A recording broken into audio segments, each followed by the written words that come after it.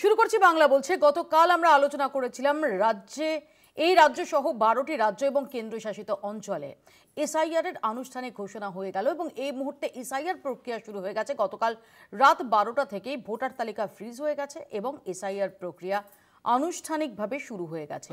আর এই এসআইআর আনুষ্ঠানিকভাবে ঘোষণার পর থেকেই আমরা দেখেছি রাজনৈতিক উত্তাপ ক্রমশ চড়ছিল। এই আবহে ঘৃতাহুতি দিল আজ পানিহাটি থেকে একজনের রহস্য মৃত্যুর খবর, যেখানে তিনি আত্মহত্যা করেছেন বলে প্রাথমিক অনুমান 57 বছরের প্রদীপ কর, এবং তার পাশে একটি ডায়েরি পাওয়া গেছে, যে ডায়েরিতে এনআরসি নিয়ে আতঙ্কের কথা তিনি লিখে রেখেছেন বলে সূত্রের খবর। আর এই ঘটনাকে কেন্দ্র করে মুখ্যমন্ত্রী মমতা বন্দ্যোপাধ্যায় তিনি সোশ্যাল মিডিয়ায় তীব্র আক্রমণ করেছেন।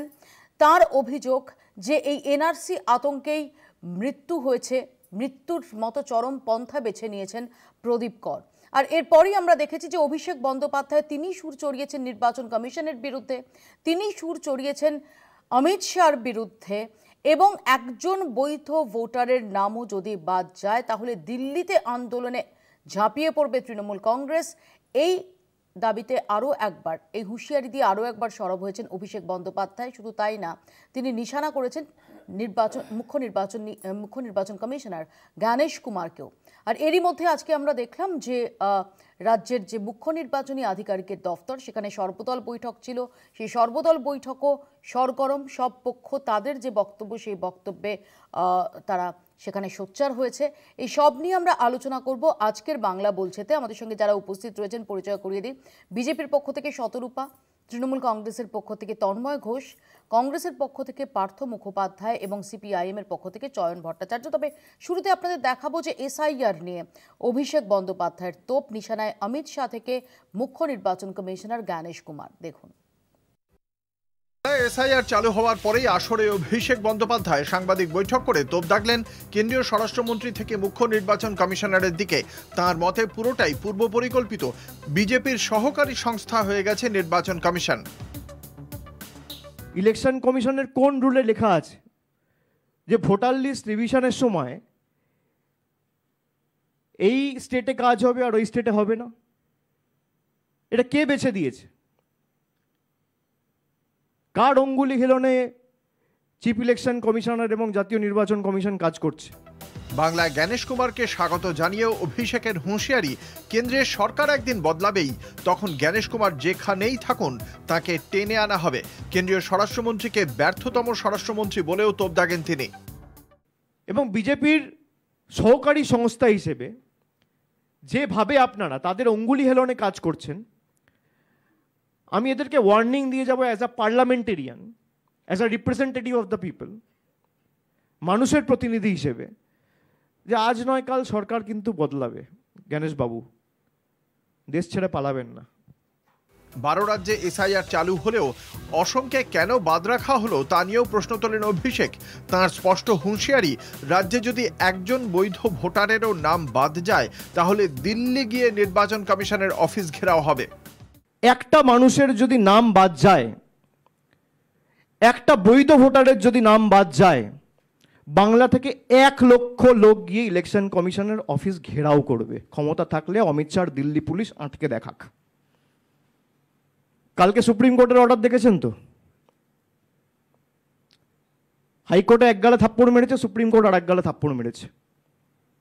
বার্তা স্পষ্ট, রাজ্যে এসআইআর চালুর প্রথম দিনই কমিশনকে চাপে রাখল শাসক দল। কমিশনও জানিয়েছে মাথা ঠান্ডা রেখে বিএলওদের কাজ করতে হবে। ফলে এসআইআর এর শুরু থেকেই ডুয়াল দেখার আশঙ্কা তৈরি হচ্ছে এ রাজ্যে। কলকাতা টিভি। আমি শতরূপার কাছে শুরুতে আসি। শতরূপা, আমরা দেখলাম যে রীতিমতো সুর চড়িয়ে অভিষেক বন্দ্যোপাধ্যায় তিনি হুঁশিয়ারি দিয়েছেন যে যদি একজন বৈধ ভোটারের নামও বাদ যায় তাহলে 1 লক্ষ লোক নিয়ে দিল্লিতে নির্বাচন কমিশনের দপ্তর সেটা ঘেরাও করা হবে। 1, 2, যদি 100 দিনের মধ্যে কেন্দ্র বকেয়া রিলিজ না করে যে 100 দিনের কাজের প্রকল্পের, সেক্ষেত্রেও তারা দিল্লি গিয়ে আন্দোলন করবেন। 3, তিনি এ প্রশ্ন তুলছেন যে আসামে কেন এসআইআর হচ্ছে না, যেখানে তিনি রীতিমতো মানচিত্র দেখিয়ে তিনি যে যুক্তি দিচ্ছেন যে রোহিঙ্গা করে তোমরা এত কথা বলো, সেই রোহিঙ্গারা যে জায়গা থেকে আসে অর্থাৎ মায়ানমার, সেই মায়ানমার থেকে ভারতে ঢোকার যে জায়গাগুলো, সেখানে যে যে রাজ্য রয়েছে সেখানে এসআইআর নেই, অথচ এসআইআর হচ্ছে কোথায়? পশ্চিমবঙ্গে। সেই রাজ্যগুলোতে কোথাও হচ্ছে না, আসামে হচ্ছে না, আমি আগেই বললাম। এবং জ্ঞানেশ কুমারকে তিনি সরাসরি নিশানা করছেন, বলছেন যে সরকার একদিন বদলাবে কিন্তু সংবিধান বদলাবে না, সেদিন যেন দেশ ছেড়ে পালিয়ে যাবেন না, যেখানেই থাকুন সেখান থেকে নিয়ে আসবো। মুপিয়া অভিষেক বন্দ্যোপাধ্যায়কে না আমার যতবার আমি দেখি টিভিতে, আমার পার্টিকুলার একজনের কথা মনে পড়ে যায়, নেহাত অনের, আমি মানে নামটা বলতে পারবো না, কিন্তু সেও এইরকম বায়না ধরে থেকে সে এরা হাত পা ছুঁড়ে হাঁ হাঁ করে, যথেষ্ট বয়স তার, কিন্তু বোধহয় সমবয়সী যার কথা আমি বলছি, যার কথা আমি রিমাইন্ডেড হই অভিষেক ব্যানার্জিকে থেকে, নামটা তোমায় অফ এয়ার পরে বলে দেবো। যাই হোক, আমার প্রথমত ধন্যবাদ জানানো দরকার, অ্যাজ ইউজুয়াল তুমি হয়তো চেনো, ব্যক্তিগত নয়, মানে এটা মানে এই সবাই হয়তো নাও চিনতে পারে। জিওগ্রাফি ক্লাসের জন্য অসংখ্য ধন্যবাদ, এবং খুব অপূর্ব সুন্দর ভাষা, উনি খুব ভালো বলেন, মানে বাংলা, ইংরেজি, হিন্দি, এটা আমার অস্বীকার করার জায়গা নেই, কিন্তু এই জিওগ্রাফি ক্লাসটা করে উনি এমন আবদার করলেন, এই যে যার জন্য আমি বললাম বায়না করা, এতদিন বায়না হচ্ছিল যে কেন ইলেকশনের আগে হবে, ইলেকশন কিন্তু কবে অ্যানাউন্স হবে তাও আমরা জানি না, ধরে নিতে পারি যে এসআইআর শেষ হলে 1 মাসের পর হয়তো অ্যানাউন্স হবে।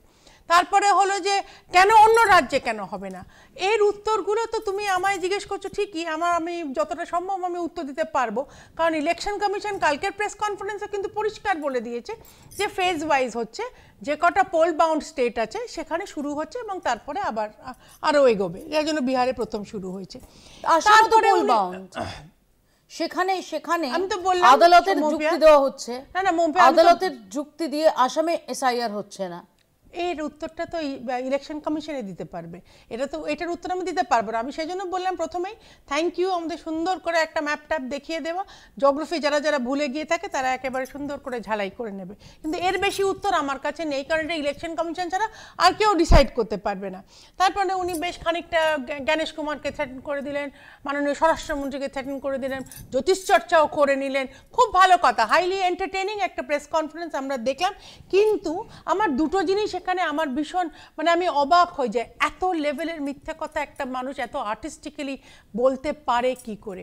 আজকে কনস্ট্যান্টলি উনি বলে গেলেন যে মনে আছে তো সুপ্রিম কোর্টের রায় যারা পড়েছো, আমি জানি হাউ হাউ করছে কল্যাণ ব্যানার্জি, কালকে হাউ খাও খানিকটা চেঁচিয়ে নিয়েছে, তৃণমূলের মুখপাত্ররা বেশ খানিকটা নেচে নিয়েছে, কিন্তু সুপ্রিম কোর্ট যে ভার্ডিক্টটা দিয়েছে সেটা কিন্তু ডাইরেক্টলি আপহোল্ড হাইকোর্টের যে ভার্ডিক্টটা, বরঞ্চ আমি বলবো সুপ্রিম কোর্টের তুমি যে ভার্ডিক্ট নিশ্চয়ই পেয়ে গেছো অর্ডারটা এতক্ষণে, যে লাস্ট 3টে পয়েন্টে কিন্তু সুপ্রিম কোর্ট পরিষ্কার বলছে যে সেন্টারের অথরিটি আছে যে সিস্টেম্যাটিক্যালি যেরকম সেন্টার মনে করবে, এবং the state has to abide by that. তো সেইখানে এই যে বকেয়া টাকাটার কথা যেটা বলা হচ্ছে, এইখানেও কিন্তু বারবার সুপ্রিম কোর্ট যেটা বলেছে যে এটিসি দেখাও, অ্যাকশন টেকেন রিপোর্টটা দেখাও। আমি চয়নদার কাছে আসি, আমি জাস্ট এই লাইনটা একটু শেষ করে দিই, সবার কাছে যাবে, কিন্তু এই যে দুটো কথা মিথ্যে কথা বললো আমি সেটা পয়েন্ট আউট করে দিলাম। চয়নদা, বিষয়টা হচ্ছে যে শুনলাম কথাগুলো, অভিষেক বন্দ্যোপাধ্যায় যে দৃষ্টিভঙ্গিতে বলেছেন, আজকে সেই দৃষ্টিভঙ্গিতে আমাদের সর্বদলীয় বৈঠক ছিল মাননীয় নির্বাচন কমিশনারের অফিসে, রাজ্যের মুখ্য নির্বাচনী কমিশনার অফিসে, ওখানে আমরা যা বলবার তো অবশ্যই বলেছি। আমাদের প্রতিনিধি যারা ছিলেন, কমরেড শ্রমিক লাহিড়ী, কমরেড সুজন চক্রবর্তী, কমরেড কল্লোল মজুমদার এবং পলাশ দাস, কমরেড পলাশ দাস, এরা 4জন ছিলেন, এবং যেভাবে আমরা পয়েন্টগুলো তুলেছি তার সদুত্তর কিন্তু এখনও সিইও মানে আমাদের মুখ্য নির্বাচন কমিশনার দিতে পারেননি। এই কারণেই সেটা হচ্ছে যে যদি আমরা বলছি যে কারুর নাম অনুপ্রবেশকারী চিহ্নিত করে বাদ দিলে তার সঙ্গত কারণ দেখাতে হবে, তার প্রমাণ দেখাতে হবে।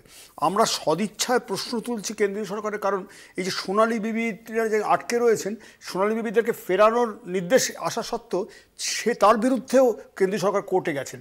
অন্যায্যভাবে ভারতীয় নাগরিককে শুধুমাত্র ধর্মীয় কারণে পুশব্যাক করা হলো বাংলাদেশে, ফেরিয়ে আনার ক্ষেত্রে গড়িমসি নানাভাবে প্যাঁচ পয়জার দেখিয়ে নাগরিককে যদি রাষ্ট্রশত্রু হিসেবে বিবেচনা করে ফেলে, তাহলে কিন্তু সত্যি বিপজ্জনক প্রবণতা দেখা যায়। এই এসআইআর একটা স্বচ্ছ ভোটার তালিকার লক্ষ্যে হলে কোনো অসুবিধে নেই, কিন্তু যদি নির্দিষ্টভাবে এখানে নাগরিকত্বের প্রশ্ন তুলে দেয় নির্বাচন কমিশন, তাহলে অবশ্যই আমার আপত্তি এখানে থাকবে। প্রশ্ন যে সেক্ষেত্রে আজকে তৃণমূল কংগ্রেসের তরফ থেকে তৃণমূল কংগ্রেসের সর্বভারতীয় সাধারণ সম্পাদক অভিষেক বন্দ্যোপাধ্যায় তিনি তো এই প্রশ্নগুলোই তুলেছেন এবং তিনি বলছেন যে একজন বৈধ ভোটারের নাম বাদ দিলেও 1 লক্ষ মানুষ তারা গিয়ে নির্বাচন কমিশনের দপ্তর ঘেরাও করবেন। তাহলে প্রশ্ন হচ্ছে যে এই জায়গাটাতে কি কোথাও আপনারা একমত? আজকে যখন আমরা সমস্যারে, মানে এটা কোনো রাজনৈতিক দলে কিন্তু ভিন্ন মত প্রকাশ করবে না, স্বচ্ছ ভুয়ো ভোটার মুক্ত একটা ভোটার তালিকা কিন্তু সবাই চাইছে, অন্তত মুখে তো চাইবে। কিন্তু আমরা বলছি তার নমুনা তো আমরা দেখতে পাচ্ছি, পিকের নাম কালীঘাটে রয়েছে এবং কোন দপ্তর কোন ঠিকানায় রয়েছে আপনাকে আমি এখানে বলে আবার অন্য আসল জমা করতে চাইছি না, কিন্তু রয়েছে তো। এবং একাধিক মৃত ভোটারের নাম রয়েছে, দ্বিজেন মুখোপাধ্যায় এসে ভোট দিয়ে যাচ্ছেন, এসব কল্পনা আপনারা জানেন। আমরা এই ব্যাপারটাকে ইরাডিকেট করতে চাইছি একাধিকবার। আমরা চাইবো না কেন, এসআইআর দুহাত তুলে চাইছি না, কিন্তু এখানে একটা নির্দিষ্ট দুটো বিষয় রয়েছে, দুটো বিষয় আমরা নজর দিতে চাইছি। না না, এখানে একটা আমাদের নির্দিষ্ট আমাদের দুটো হাত, আইদার দুহাত তুলে চাইবো না হলে এক হাত তুলে চাইবো না হলে হাত না তুলে চাইবো। একটা বিষয়ে পরিষ্কার কথা, কিন্তু এসআইআর চাইছেন কি চাইছেন না? চাইবো না কেন, সবাই চাইবে, কিন্তু ঘটনা হচ্ছে যে আমরা নির্দিষ্টভাবে দুটো পয়েন্টে আমরা সতর্ক থাকতে চাইছি। কোনো বৈধ ভোটারের নাম বাদ যেন না যায়, অনুপ্রবেশকারী অবৈধতা চিহ্নিত করে যেন হেনস্থা না করা হয়, আর গরিব মানুষের কাছ থেকে যেন ভোটের অধিকার ছিনিয়ে না নেওয়া হয়।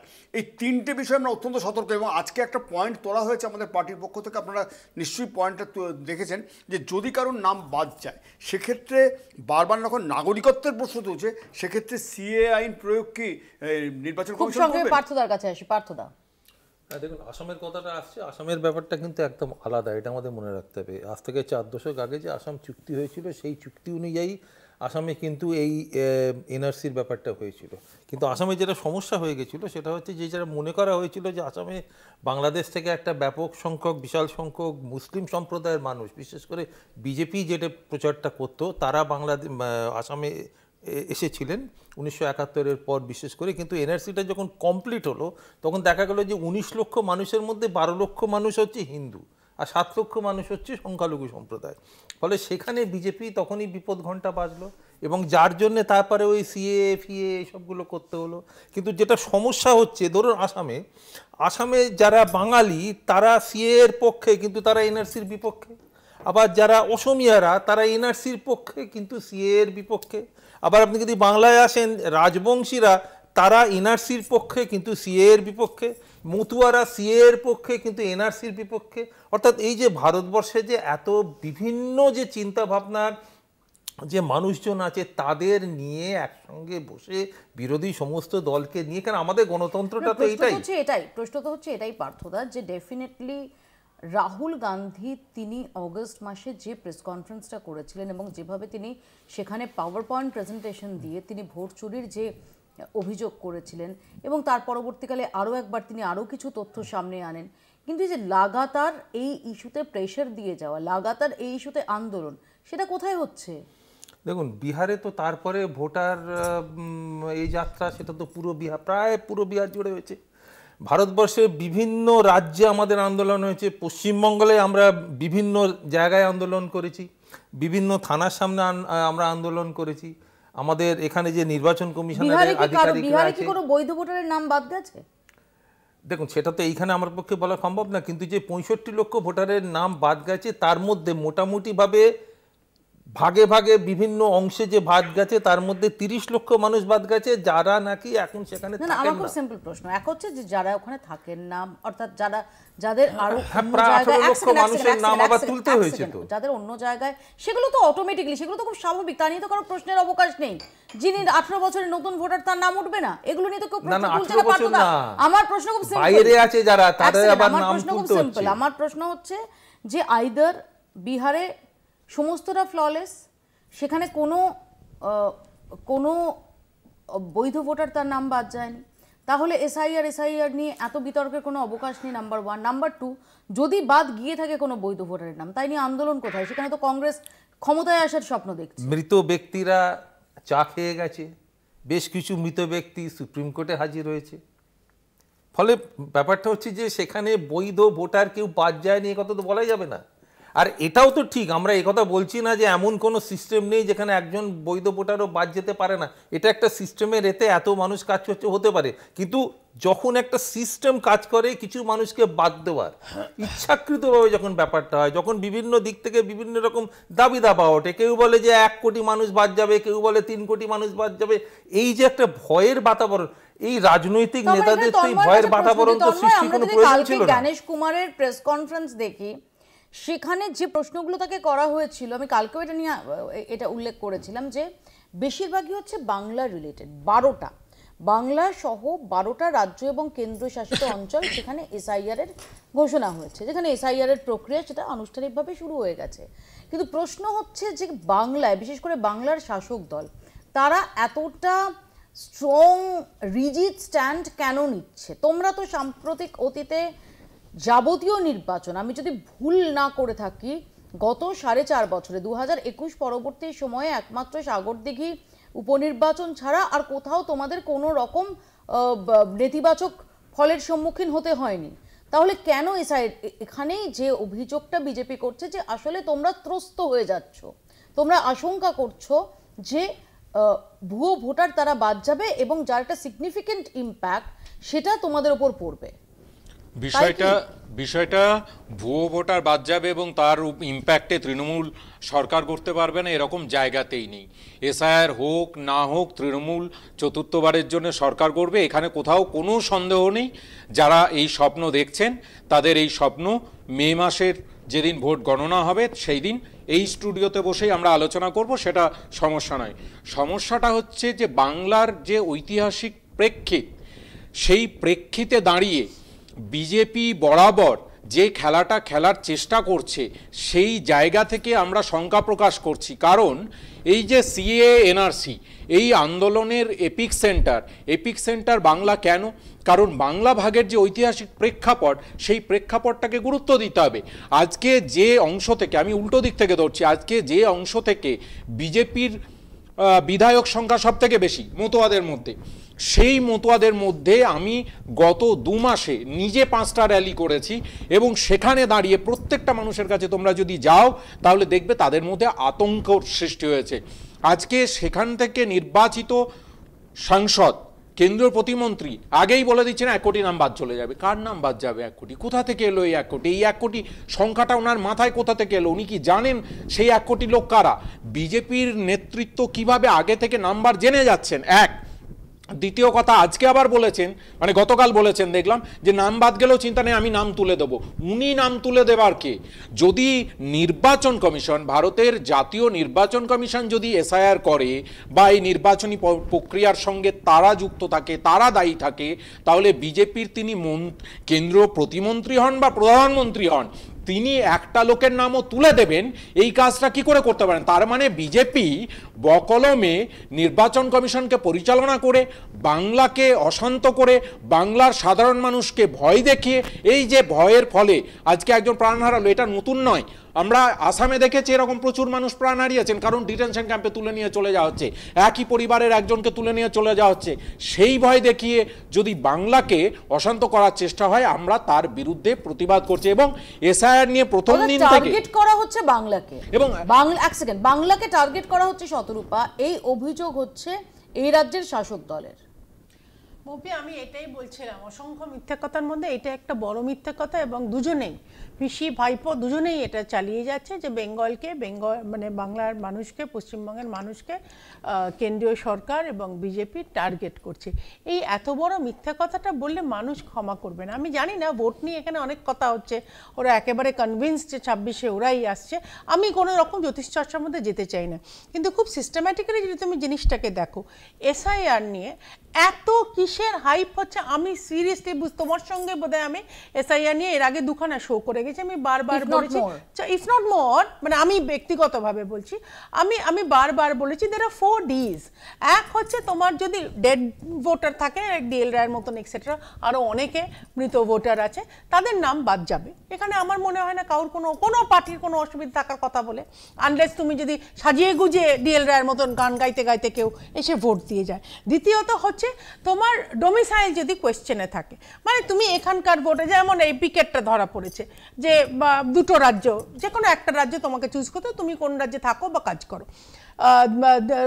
সেকেন্ড হচ্ছে যে ডুপ্লিকেট ভোটার, মানে আবারও লাইক পিকে যদি দুখানা বা তোমার মনে থাকবে যে লালু প্রসাদের ছেলে দুটো যদি থাকে, তোমাকে যে কোনো একটা তোমাকে কন্টিনিউ করতে হবে। প্রশ্ন করা হয়েছিল অভিষেক বন্দ্যোপাধ্যায়কে, তার বক্তব্য হচ্ছে যে এর উত্তর তো আইদার পিকে দিতে পারবে, আমি শুনেছি, অথবা ইলেকশন কমিশন দিতে আমি পারবে। শুনেছি তাহলে যেটা আর দুটোর মধ্যে আমিও নই। আমি এটা বলবো শেষ না, করি।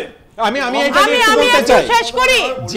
যে কথাগুলো শতরূপাদি বললেন, শতরূপাদি যে কথাগুলো বললেন তার উত্তরটা দিতে হবে। আমি জাস্ট শেষ না, করি। আমি পুরোটাই সুবিধা আমাদের। না না না, ফোর্থ আমি তো বলিনি এখন। হ্যাঁ, আচ্ছা, ফোর্থটা ফোর্থ বলে দিন। হচ্ছে ডিফেক্টিভ ডকুমেন্ট, যেটা নিয়ে লোকের এত প্রশ্ন। ডিফেক্টিভ ডকুমেন্ট কেন? কারণ তোমরাই অনেক শোতে দেখিয়েছো, অন্যান্য জায়গাতেও আমরা শো করেছি, যে তৃণমূলের জনপ্রতিনিধিরা চিৎকার করে করে বলেছে আপনারা আসুন, যাদের আপনাদের ভ্যালিড সিটিজেনশিপ কার্ড নেই, অমুক দাদার দোকানে যান, জেরক্সের দোকান সামনে চলছে, পেছনে ফলস ডকুমেন্টেশন চলছে। So that is the question. BJP তো আমি বলি সবাই আসুন, বলে দিচ্ছি, আমি বলি শতরূপাদিকে আমি একটু আপডেট দিয়ে দিই, সুবিধা হবে। শান্তনু ঠাকুর এবং বিজেপি নেতৃত্বরা, পার্থ এক মিনিট, শান্তনু এটা আমি ঠাকুর একটু এবং ক্ল্যারিফাই বিজেপি করতে চাই। নেতৃত্বরা সিএ এর ক্যাম্প করেছে, তার ছবি আছে আমার কাছে, আমি সেদিন গেছিলাম। CA সহায়তা ক্যাম্প করছে। সিএ এর ক্যাম্প, আমার একটা প্রশ্ন, সিএ কে করে, সিএ কে করছে? সিএ যদি কেন্দ্রীয় স্বরাষ্ট্র মন্ত্রক করে, তাহলে স্বরাষ্ট্র মন্ত্রক থেকে কাউকে নাগরিকত্ব দিতে পারে। বিজেপির নেতৃত্বরা সিএ ক্যাম্প করে নাগরিকত্ব দেবে, নাগরিকত্ব দেওয়ার কি ওদের মানে এদের আমি জমিদারি আসবো, নেই? দ্বিতীয় কথা, ছোট্ট ব্রেক আমাকে নিতেই হবে প্লিজ, একটা ছোট্ট ব্রেক আমাকে নিতে হবে। ছোট্ট ব্রেকের পর আমরা আসবো, এবং যেটা আমি শুরুতেই উল্লেখ করছিলাম যে এই এসআইআর বিতর্কের আবহের মধ্যেই এনআরসি আতঙ্কে এক ব্যক্তির আত্মঘাতী হওয়ার খবরকে কেন্দ্র করে নতুন উত্তাপ চড়ছে। সে প্রসঙ্গে আসবো, ছোট্ট বিরতির পর ফিরছি, দেখতে থাকুন বাংলা বলছে।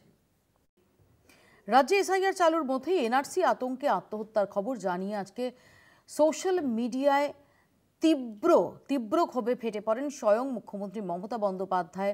অভিষেক বন্দ্যোপাধ্যায় তিনিও এ প্রসঙ্গ তোলেন এবং তিনিই দাবি করেন যে এই ঘটনার জন্য এফআইআর হওয়া উচিত জ্ঞানেশ কুমার এবং অমিত শাহর বিরুদ্ধে। দেখুন,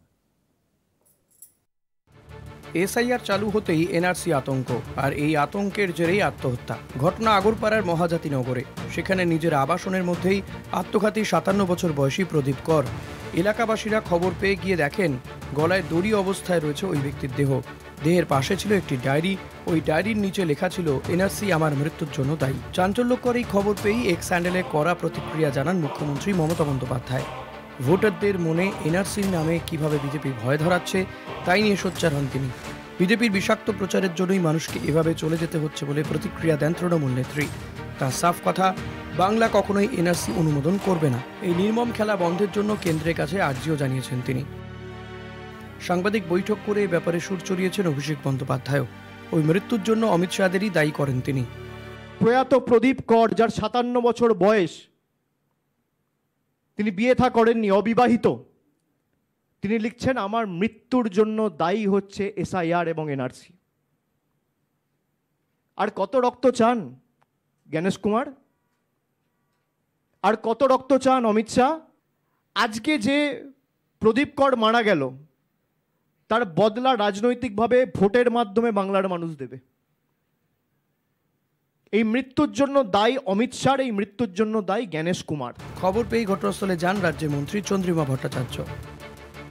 বন্দ্যোপাধ্যায় রয়েছেন, তার জন্য তিনি নিজে সোশ্যাল মিডিয়ায় বলেছেন আতঙ্কিত হবেন না, কাউকে আমরা এই এনআরসির নামে এই ধরনের কাজ করতে দেব না।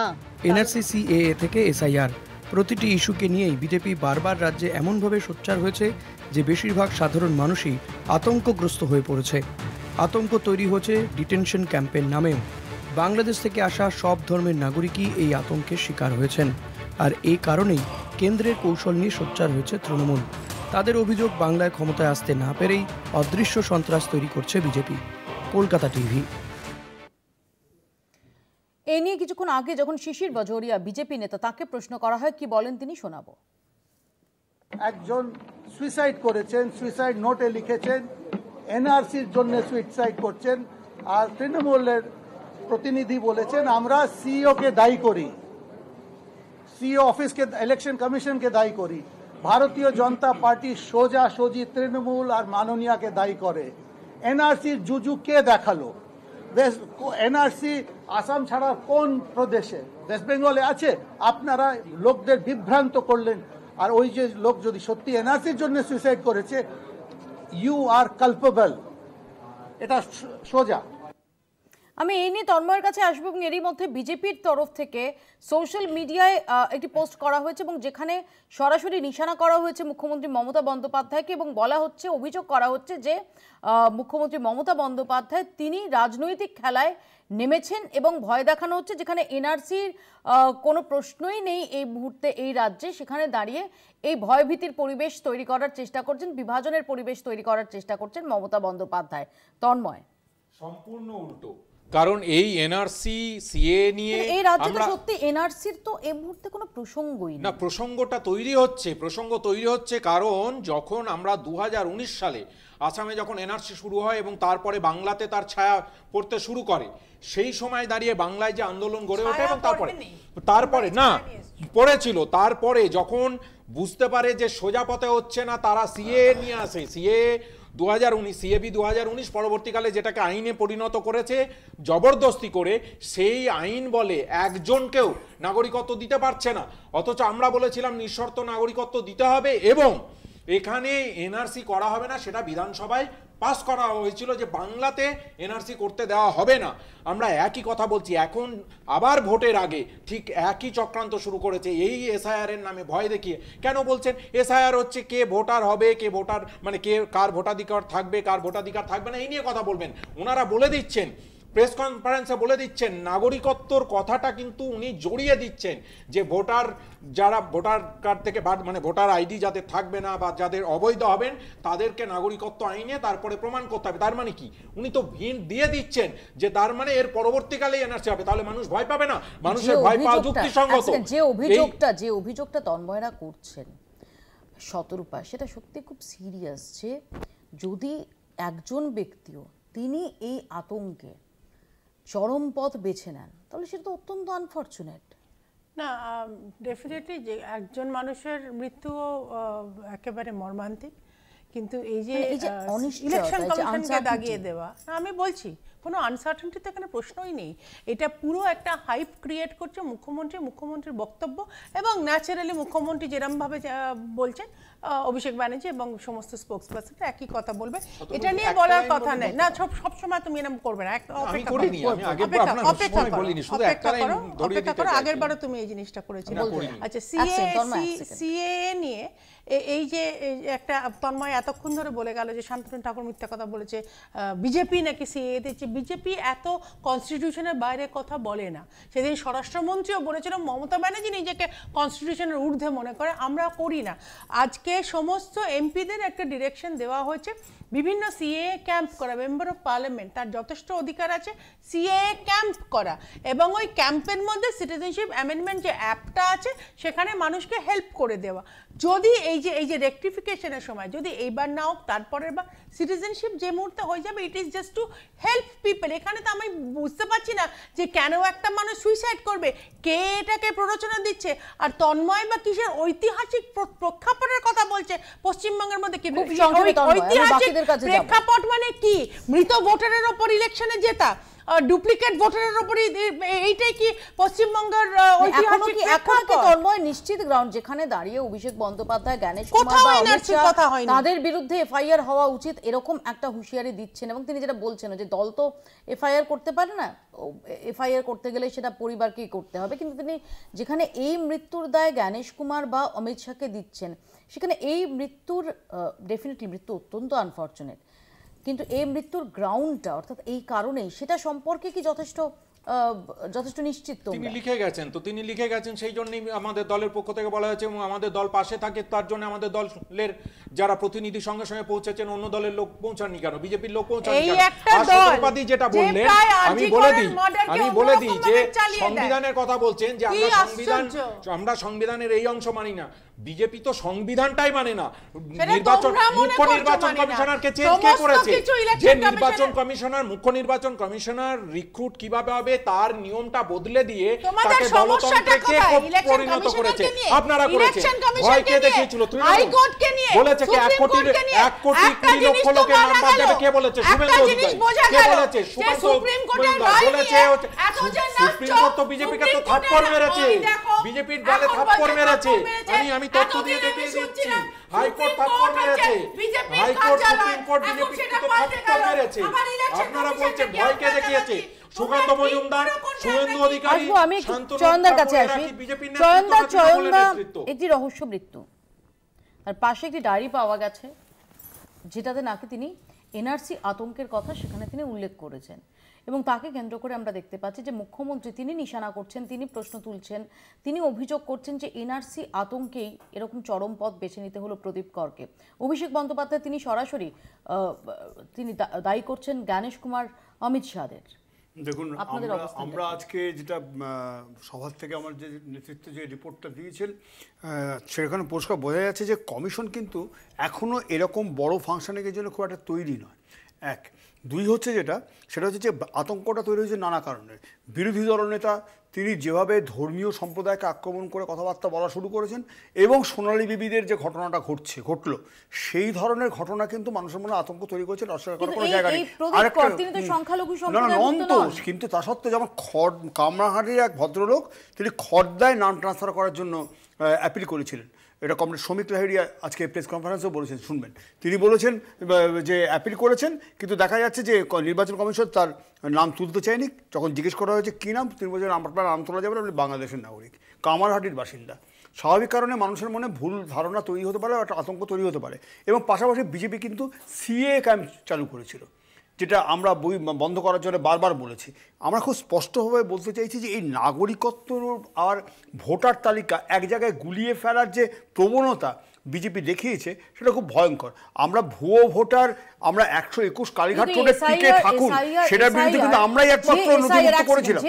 ডেফিনেটলি এসআইআর এর টাইমিং নিয়ে, এসআইআর এই সময় যে হচ্ছে তার নির্দিষ্টভাবে যে রাজ্যগুলিতে হচ্ছে এবং ভোটমুখী যে রাজ্যগুলোতে হচ্ছে তার মধ্যে আসাম নেই, অথচ বাংলা রয়েছে, কেরল রয়েছে, তামিলনাড়ু রয়েছে, এরকম একাধিক প্রশ্ন রয়েছে, খুব ভ্যালিড প্রশ্ন রয়েছে। কিন্তু আবার এসআইআর নিয়ে আপনারা বিরোধীরা তারা যেভাবে সুর চড়াচ্ছেন, এবং এসআইআর হলে এসআইআর 2002-এও হয়েছে, সুর না চড়াবার কারণটা আপনি বলতে পারবেন? তার কারণ হচ্ছে কোথাও কি সেটা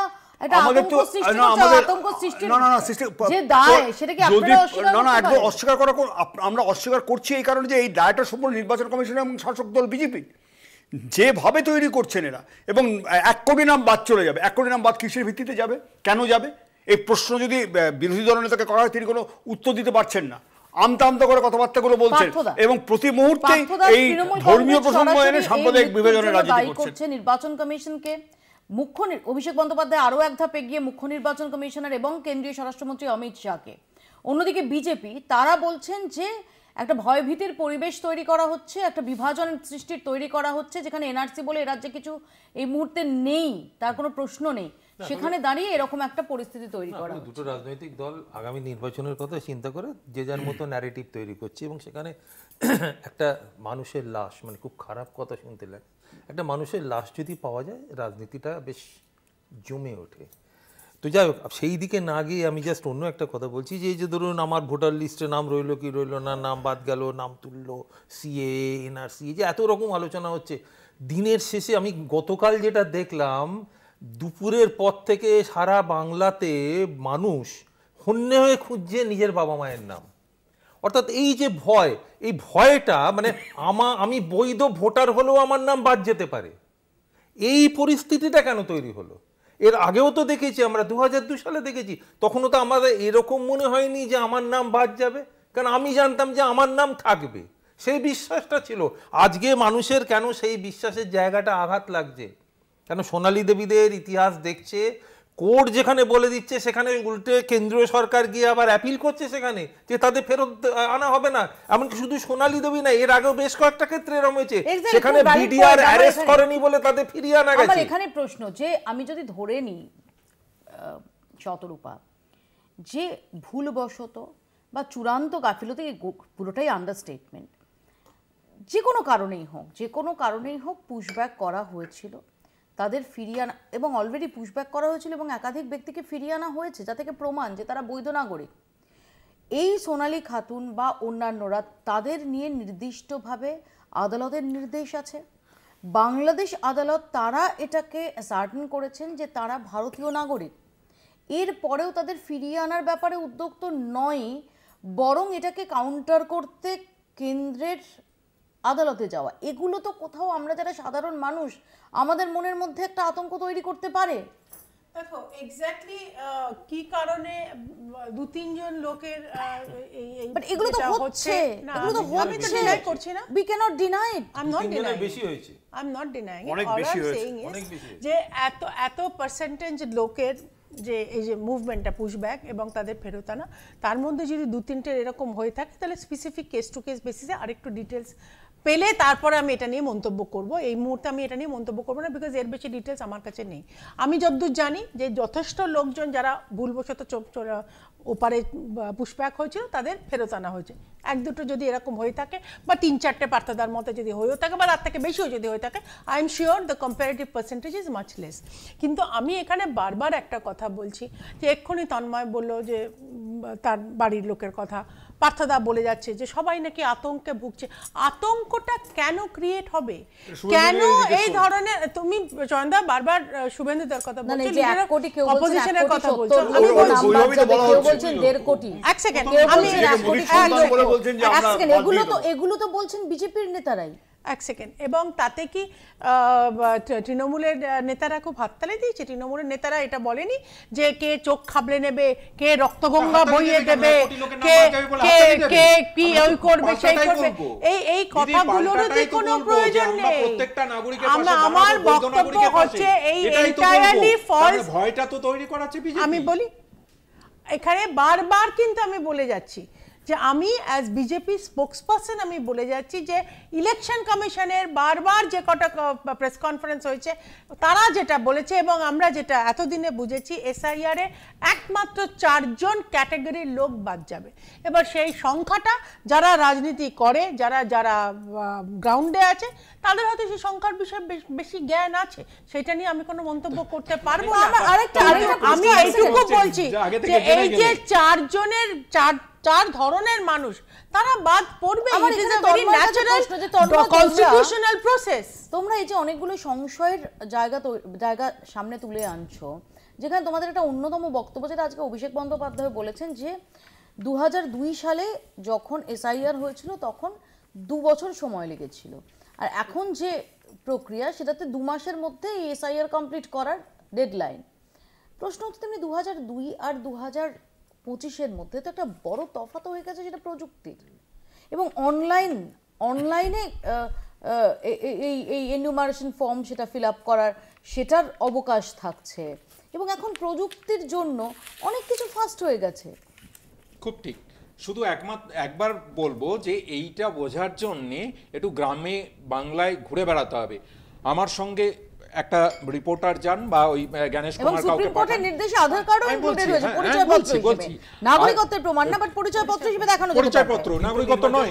আবার রিপিট করেছে 12তম নথি হিসেবে দেখানো যেতে পারে, কিন্তু বলে দিয়েছে যে ওটা নাগরিকত্ব নয়, ওটাকে জাস্ট আমি আইডেন্টিটি হিসেবে দেখব এবং তারপরে আধারের সঙ্গে আরেকটা আধার থাকলো না থাকলো কি এসে যায়। এইবার বলছি যে কথাটা অভিষেক বন্দ্যোপাধ্যায় বলছে অত্যন্ত যুক্তিসঙ্গত, কারণ গ্রাম বাংলার মানুষ এখনো মোবাইলটা দেখতে পারে কিন্তু ওইভাবে ফর্মকে রিলেট করিয়ে তার সঙ্গে কানেক্ট করিয়ে দেবে এই প্রযুক্তির জায়গায় আমরা বিএলওরা এক সেকেন্ড দুটো জায়গা তো গুলিয়ে ফেললে হবে না তন্ময়। এক হচ্ছে বিএলওরা বাড়ি বাড়ি যাবেন, প্রয়োজনে তারা 3 বার যাবেন। অনলাইন কাজের জন্য যারা, এই যে তোমরাই যে বক্তব্য রাখছিলে যে হয়তো কেউ কাজের সুবাদে তিনি ভিন রাজ্যে থাকেন, তারা এই সময়ের মধ্যে 1 মাসের মধ্যে আসতে পারবে কিনা, বা এই সময় এই প্রশ্নটা তোমরা তুলছিলে, তারা অনলাইনে সাহায্য নিতে পারবেন, এমন না যে প্রত্যেকে অনলাইনে করবে। আমি তো স্বাগত জানাচ্ছি, কিন্তু এই যে বাড়ি বাড়ি যাওয়া, তার মানে সেটা 2002-এও যা ছিল এই সময়তেও তাই থাকছে, উল্টে কিছু ভোটার বেড়েছে। তাহলে যেটা করতে 2 বছর ধরে হয়েছিল সেইটা এই 2 মাসের মধ্যে তড়িঘড়ি করতে গিয়ে আসলে বিজেপির নেতৃত্বের বেঁচে দেওয়া। মানে আমি তোমাদের 10 সেকেন্ডে শেষ করি, সমস্যাটা 10 সেকেন্ডে শেষ করি সমস্যা যে mapping নিয়ে। বিজেপির তোমাদের টার্গেটটা সমস্যাটা যে কি? ইলেকশন কমিশন তোমাদের সেটা সমস্যা বলবো, কি? টার্গেটে পৌঁছে দেওয়াটা তোমাদের সমস্যা এই process should be process of inclusion, not process of exclusion. No, so you include dead people also. No, You include no, duplicate voters no, also. no, You include no, never, যাদের question never. আছে। We তাই তো want, বলে we যাচ্ছ don't তোমরা। want. আমি বলছি আজকে process. তোমাদের প্রবলেমটা কোথায়? আপনারা এটাই ভুল করছেন, আপনারা ভুল করছেন যে মানুষের জন্য প্রসেস, একটা মানুষও বাদ যাবে না, এটাই ভারতবর্ষের সংবিধান বলছে, ভারতবর্ষের আদালত বলছে যে 5টা দোষী মানুষ ছাড়া পেলেও যাতে একটা নির্দোষ মানুষের শাস্তি হয়। আমি বলছি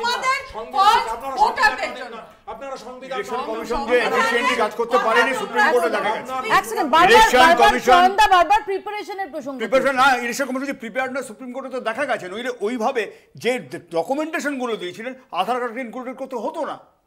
যে ডকুমেন্টেশনগুলো দিয়েছেন একটা আজকে 2025-এও গ্রামের গরিব মানুষের পক্ষে থাকা সম্ভব। বিহারে এসআইআর কমপ্লিট কিভাবে কমপ্লিট হয়েছে আপনি দেখুন না, কতদিন কিভাবে কমপ্লিট হয়েছে আপনি একবার দেখুন।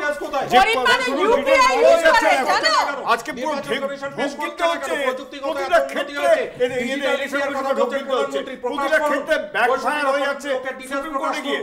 কোন যে যেমন 65 লক্ষ লোকের, এক সেকেন্ড তন্ময়, যেমন 65 লক্ষ লোকের ডিটেলস প্রকাশ করার কথা বলছো, আবার 65 লোক তারা রাস্তায় নেমে যে আমাদের নাম বাদ গেছে এটাও তো বলছে না, বলছে কি সমস্যা যে ডিএম এর কাছে ওই গ্রামের লোককে অ্যাপিল করতে হবে ডিএম এর কাছে, সে ভিডিও পৌঁছাতে পারে না, পৌঁছাবে হচ্ছে ডিএম এর কাছে। কি বলছো? রিলের পর রিল করছে গ্রামের মানুষ, তারা ফর্ম ফিল আপ করতে পারবে। মৃত ভোটাররা গেছে, বিজেপি মৃত ভোটাররা দিল্লিতে গেছে, গিয়ে কথা বলছেন, সেটা মানুষ হচ্ছে লিক করছে। এটা মনে করছো রিল বলেছি আমি, রিল বলছে যে মোবাইল, মানে এখন এক সেকেন্ড বলতে চেয়েছে রিল বলেছে, এবং বলছে যে এখন যেহেতু সবাই খুব টেক সেভি, গ্রামের প্রত্যন্ত গ্রামের মানুষও রিল করছেন, তাহলে তারা এই প্রযুক্তির সঙ্গে তারা সবকিছু আমার খুব সহজ একটাই আছে, এখানে প্যানেলে যারা আছি আমরা একদিন সময় বের করি, তুমি তোমার এই হাউস থেকে একটা সাংবাদিককে দাও, আমি আমার একটা গ্রামে বলছি, র্যান্ডম একটা গ্রাম, সেই গ্রামে আমরা সবাই মিলে যাই না তো। আচ্ছা আপনি বলবেন আপনার পছন্দের গ্রাম, আপনার পছন্দের গ্রাম, পশ্চিমবঙ্গের গ্রাম নয়, পশ্চিমবাংলার গ্রাম নয়, মানে আপনি গ্রামের মানুষকে মানুষ মনে করেন না, তার মানে বিজেপি, তাহলে আপনি চলুন, আমি আপনার পছন্দের গ্রাম, আপনার পছন্দের গ্রাম, তোমরা গ্রামের উন্নয়ন করনি, তো ভালো তো তোমরা গ্রামের প্রকল্প পৌঁছাতে দাও, আমি তো সেই প্রস্তাবই দিচ্ছি। তোমরা গ্রামের মানুষকে তোমার জোট সরকার তো বিহারে, সেখানে এই অবস্থা কেন? আমি তোমার বিহারে জোট সরকারের এই অবস্থা কেন? এক সেকেন্ড পার্থ, সংবাদ মাধ্যমের সামনে তারা কাজ শুরু হওয়ার আগে আমরা যে জিনিসটা দেখলাম, শুরু হওয়ার আগে যে নির্বাচন কমিশন নিজেরাই নিশ্চিত নয় তাদের বুথ লেভেল অফিসারদের আইডেন্টিফিকেশন নিয়ে, তারা নিজেরাই নিশ্চিন্ত নয়। নির্বাচন ঘেরাও করেছেন ইলেকশন কমিশন, আমরা অনেক আগামীকালই যাচ্ছি, এই যে আমরা আগামীকালই ঘেরাও করব নির্বাচন কমিশন, 53 দিন বাড়লো, আমরা আগামীকালই ঘেরাও করব। আমি রাহুল গান্ধীর কথা জিজ্ঞেস করেছি, আমাদের রাহুল গান্ধী তো 53 দিন বেড়েছে, এক সেকেন্ড নাম জমা দিয়ে আইডেন্টিফিকেশন প্রুফ করার জন্য 53 দিন বেড়েছে, সেটা আমাদের ওই রিপ্রেজেন্টেশনের পরে। আহা কি এটা ইতিহাস, এটা তো মহা মুশকিল কথা, এটা তো ঘটনা। কিন্তু তার লোকেদের নিয়ে জিজ্ঞেস করছে ভাই আমার লোকগুলো তারা আমার লোক না ওদের লোক। কে ব্যাকফুটে যাওয়ার কথা স্বীকার করে ব্যর্থতা অনিয়ার কেউ স্বীকার করে না। মুশকিল হচ্ছে যে বারবারই সুপ্রিম কোর্টে গিয়ে নির্বাচন কমিশনের মুখ পুড়েছে এবং বারবারই এই আপনি জিজ্ঞেস করছিলেন না ঘেরাও করার কথা, আমরা আগামীকালই নির্বাচন কমিশনের দপ্তরের সামনে ঘেরাও করছে। এই যে পিকের ব্যাপারটা নিয়ে আমরাই প্রথম নির্বাচন কমিশনের কাছে বলেছিলাম, কিন্তু কেউ শোনেনি, কেউ শোনেনি, কেউ শুনে কে আবার বিজেপির বি টিম নিয়ে কি বলছো? বলছি তো, এক সেকেন্ড, আমি একটা জিনিস একটু ক্ল্যারিফাই কিভাবে রিক্রুট হলেন, কেন চিফ জাস্টিসকে বাদ দিয়ে দেওয়া হলো, এই আইনটা পরিবর্তন কেন করলেন দিদি? পরিবর্তন করতে হয়েছে, একজন আদালত, একজন বিরোধী দল শাসক দলের সংবিধান মানেন না। আপনি তো বলছেন আপনি গ্রাম মানেন না, আপনি সংবিধান মানেন না, আপনি কিছু মানেন না, তাহলে কি করে করব? তো হেসেছে, হাসবে তো বটে, আপনি তো মানুষের উপর হাসেন, এটাই করেন, আর কি করতে পারেন? আমি বলি হয়েছে আমার উপর কথা বলা সংক্ষেপে, চিৎকার করা। সংক্ষেপে। মাননীয় স্বরাষ্ট্রমন্ত্রীকে যখন জিজ্ঞেস করা হয়েছিল যে মমতা ব্যানার্জি ইলেকশন কমিশনে এসআইআর করতে দেবে না, মাননীয় স্বরাষ্ট্রমন্ত্রী হেসে বলেছিলেন উনি তো কনস্টিটিউশনের ঊর্ধ্বে। আমি সেটা বলছি না, আমি বলছি তুমি একটা কথা বললে মৌপিয়া, যে ইলেকশন কমিশনকে কালকে প্রেস কনফারেন্সের সময় 3টে না 4টে প্রশ্ন করা হয়েছিল বেঙ্গল রিলেটেড। মানে এইটা অ্যাজ ইন ভীষণ লজ্জা পশ্চিমবঙ্গে, যে পশ্চিমবঙ্গ নিয়ে সারা ভারতবর্ষ চিন্তা করছে পশ্চিমবঙ্গে এসআইআর হবে কি হবে না, চিন্তা করো আমাদের বাংলায় কেন সবচেয়ে বেশি চিন্তা? এক সেকেন্ড, আর সেটা একটা লাইন, শুধু একটা লাইন, তাতে এক সেকেন্ড তন্ময় শোনো এবং সেটার বদলে তন্ময় এক সেকেন্ড, আপনি চুপ করাবেন না। এই মাটি নবজাগরণের মাটি, এই মাটি স্বাধীনতা সংগ্রামীদের মাটি, অরবিন্দ ঘোষের মাটি, বারিক ঘোষের মাটি, কানাইলাল দত্তের মাটি, এই মাটিতে আপনারা তো হচ্ছে ব্রিটিশদের, আপনাদের পূর্বসূরীরা ব্রিটিশদের সঙ্গে পায়ে হাত দিয়ে প্রণাম করে সরকার চালাতে, আপনারা আর আমাদের সময় একদম শেষ, এসআইআর প্রক্রিয়া শুরু হয়ে গেল। 4 নভেম্বর থেকে ডোর টু ডোর বিএলওরা যাবেন এবং তারা ইনিউমারেশন ফর্ম দেবেন, যেটা 4 ডিসেম্বর পর্যন্ত যে প্রক্রিয়া চলবে। এবং এরই মধ্যে আমরা দেখতে পাচ্ছি যে আজকে সর্বদল বৈঠক এবং এই এসআইআর নিয়ে সুর চড়াচ্ছে সমস্ত পক্ষই। আমাদের নজর থাকবে কিভাবে এই এসআইআর প্রক্রিয়া হয়, যে আশঙ্কার জায়গা যেটা বিরোধীরা তুলে ধরছেন, সেই আশঙ্কার কতটা ভিত্তি থাকে, সত্যি যারা বৈধ ভোটার তাদের নাম বাদ যাওয়ার আশঙ্কা থাকে কিনা, নাকি রজ্জুতে সর্পভ্রম, এই প্রশ্নগুলোর উত্তর হয়তো আগামী 2-3 মাসেই স্পষ্ট হয়ে যাবে। তবে এটা বলার অপেক্ষা রাখে না যে নির্বাচনের মুখে দাঁড়িয়ে এসআইআর নিয়ে রাজনৈতিক উত্তাপ ক্রমশ ঊর্ধ্বমুখী। আপাতত বাংলা বলছে এখানেই শেষ করছি, দেখতে থাকুন কলকাতা টিভি।